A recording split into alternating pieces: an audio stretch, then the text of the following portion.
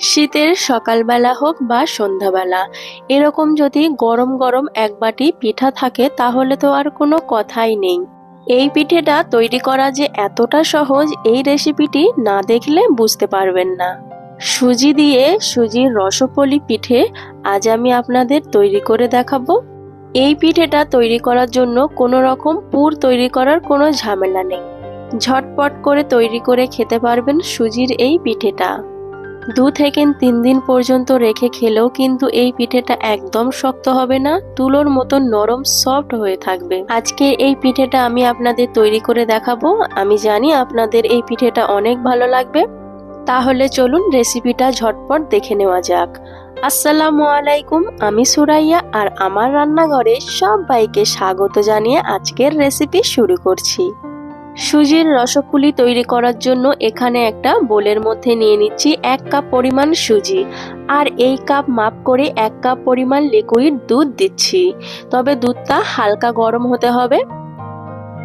দুধটা সুজির মধ্যে দিয়ে খুব ভালোভাবে সুজি আর দুধ মিশিয়ে নেব, আর এটা মিশিয়ে রেস্টে রেখে দেব 15 মিনিটের জন্য। আর এতে কিন্তু সুজিটা অনেকটা ফুলে যাবে। সুজিটা ততক্ষণ এদিকে রেস্টে থাকুক, আর এদিকে আমি পিঠেটা তৈরি করে নেব। তো এখানে আমি একটা ফ্রাই প্যানের মধ্যে দিয়ে দিচ্ছি 1 কাপ পরিমাণ কোরানো নারকেল, আর ওই কাপ মাপ করে দিয়ে দিচ্ছি হাফ কাপ খেজুরের গুড়। আমি লিকুইড গুড় দিয়েছি, আপনারা চাইলে পাটালি গুঁড়ো এখানে দিতে পারেন। আর এখানে দিয়ে দিচ্ছি আগের থেকে ভেজানো সুজি। দেখুন বন্ধুরা, সুজিটা কিন্তু কতটা ফুলে ফেঁপে উঠেছে। এখানে পুরো সুজিটাই কিন্তু আমি দিয়ে দেব। এরপর গ্যাস অন করে সমস্ত উপকরণ খুব ভালোভাবে মিশিয়ে নিতে হবে। এই সময় গ্যাসের ফ্লেমটা মিডিয়াম টু লোতে রাখতে হবে। দেখুন বন্ধুরা, সমস্ত উপকরণ খুব ভালোভাবে কিন্তু মিশে গেছে। এখন আমি 1 থেকে 2 মিনিট এই সুজিটা একটু পাক দিয়ে নেব। দেখুন বন্ধুরা, এখন কিন্তু সুজিটা তৈরি করা হয়ে গেছে। এর থেকে বেশি কিন্তু একটু শক্ত করলে পিঠে কিন্তু শক্ত হয়ে যাবে, তাই আর এটা কুক করার প্রয়োজন নেই। এখন আমি নামিয়ে নিচ্ছি। একটা প্লেটের মধ্যে সুজির এই ডোটা নামিয়ে নিলাম, আর একটু ছড়িয়ে দেব যাতে সুজিটা একটু ঠান্ডা হয়ে যায়।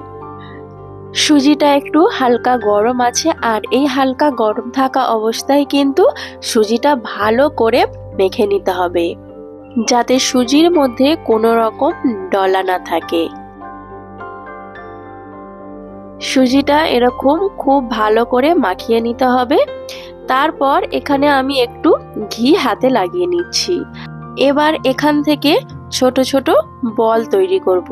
প্রথমে একটু সুজি নিলাম, তারপর হাত দিয়ে ঘুরে ঘুরে এরকম বলের শেপ দিয়ে নিতে হবে।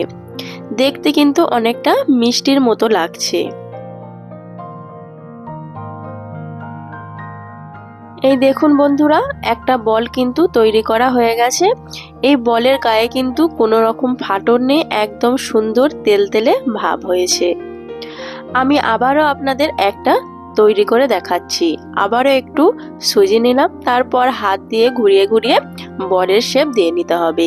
এইভাবে সমস্ত পিঠে আমি তৈরি করে নেব। এই দেখুন বন্ধুরা, সমস্ত পিঠে কিন্তু তৈরি করা হয়ে গেছে। এগুলো দেখে মনে হচ্ছে যেন নারকেলের নাড়ু কিংবা মিষ্টি, কিন্তু এই পিঠেগুলো খেতে কতটা টেস্টি হয় আপনারা না বানালে কিন্তু বুঝতে পারবেন না। এখানে অন্য একটা কড়াইয়ের মধ্যে আমি নিয়ে নিচ্ছি 500 ml লিকুইড দুধ, আর এই দুধটা খুব ভালো করে জাল করে নিতে হবে।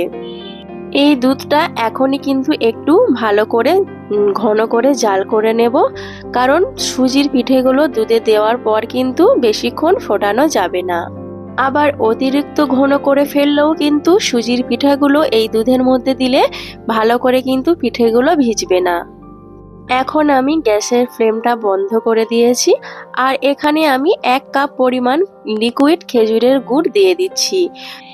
একটু একটু গুড় দেব, আর কিন্তু মেশাতে থাকবো। খুব ভালোভাবে কিন্তু মেশাতে হবে। তো বন্ধুরা, এই সময় গ্যাসের ফ্লেমটা অবশ্যই বন্ধ রাখবেন। এই সময় গ্যাসের ফ্লেমটা বন্ধ রাখলে দুধটা কিন্তু কেটে যাওয়ার আর কোনো ভয় থাকে না। অনেক সময় দেখা যায় দুধের মধ্যে গুড় দিলে কিন্তু দুধটা কেটে যায়, আর এইভাবে গ্যাস বন্ধ করে গুড়টা যদি ঢালেন তাহলে কিন্তু কেটে যাওয়ার আর কোনো ভয় থাকে না। সব গুড় কিন্তু আমি দুধের মধ্যে দিয়ে দিয়েছি, আর এখন খুব ভালোভাবে মিশিয়ে নিচ্ছি। খুব ভালো করে দুধের সঙ্গে গুড় মিশিয়ে নিয়েছি। এখন আমি তৈরি করে রাখা পিঠে দুধের মধ্যে দিয়ে দিচ্ছি, দিয়ে আলতো হাতে খুব ভালো করে মিশিয়ে নেব। আর এই সময় গ্যাসের ফ্লেমটা অন করে দেব, মিডিয়াম ফ্লেম রেখে 2 থেকে 3 মিনিট ফুটিয়ে নেব।